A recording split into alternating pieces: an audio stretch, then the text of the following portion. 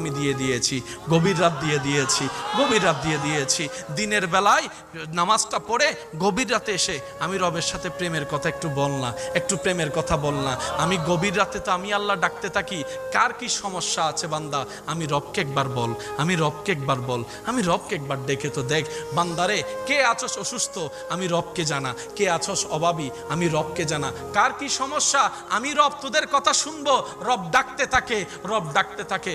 আপনি আমি ঘুমাইতেই থাকি, ঘুমাইতেই থাকি, ঘুমাইতেই থাকি, রব ডাকতে থাকে, অভাবী কে আছো আমার কাছে আসো। আপনি আমি ঘুমের মধ্যে থাকলাম, সকালটা হলো, এবার সেই অভাবটাকে কাঁধের মধ্যে নিয়ে অভাব দূর করার জন্য বিভিন্ন অনৈতিক কাজের মধ্যে লিপ্ত হয়ে গেলাম, আল্লাহ নারাজ হয় এমন কাজে লিপ্ত হয়ে গেলাম। রব বলে যে একটু অপেক্ষা তো করতেই আমার জন্য।